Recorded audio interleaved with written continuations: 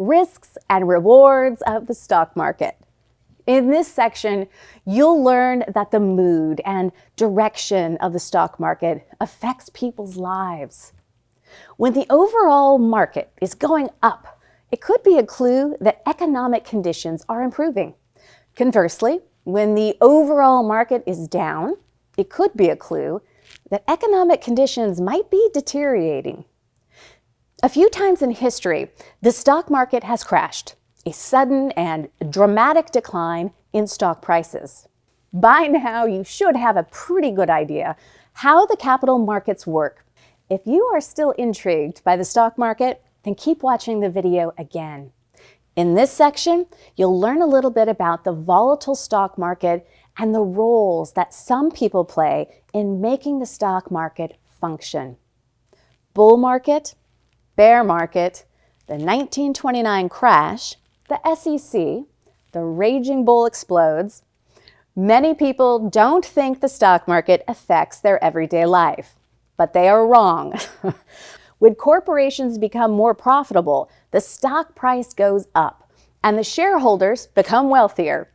This compels people to spend their newfound wealth, to buy more stocks, invest in other capital markets, buy goods and services, or possibly even take vacation cruises. All this buying boosts the share price of other companies. Before long, corporations are hiring more people, and the entire economy is thriving. By the way, when the stock market is going up, and there are plenty of jobs and investors are confident in the economic prospects, it's called a bull market.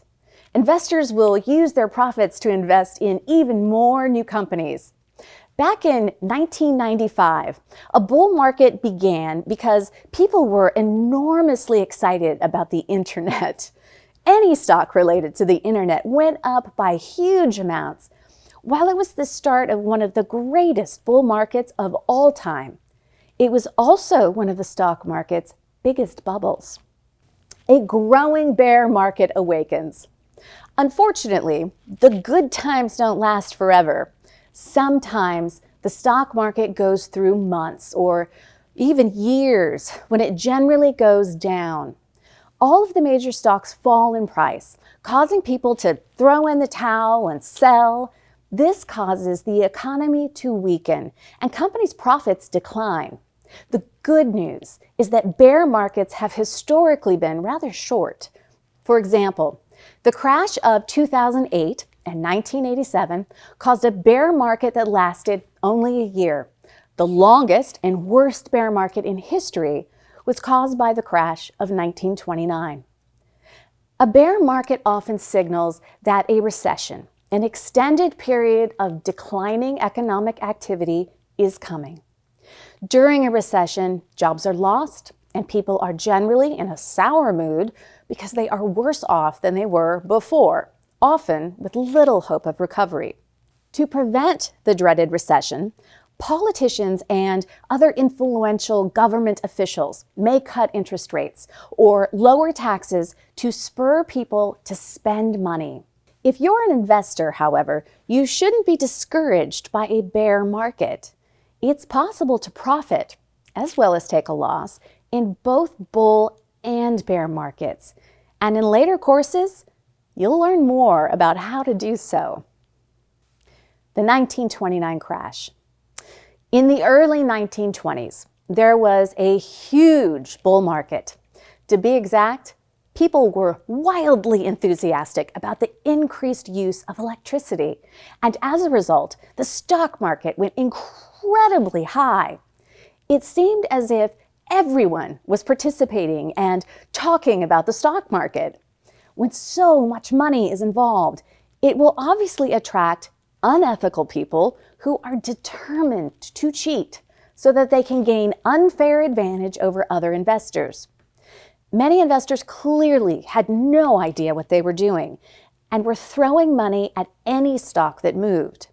At that time, there were few rules and little or no government regulation. In addition, some people who worked for companies listed on the stock exchanges had information which they used to unfairly make profits. After the market crashed in October 1929, ushering in the Great Depression, the government took a closer look at the stock market. Congress decided that a government organization was needed to oversee the stock market and protect the individual investor. The age of financial reform, the SEC. A few years after the crash, Congress created the Securities and Exchange Commission, commonly known as the SEC. The SEC was created to protect the interests of individual investors and make sure the markets are run fairly and honestly. In particular, the SEC is on the lookout for security violations by company insiders.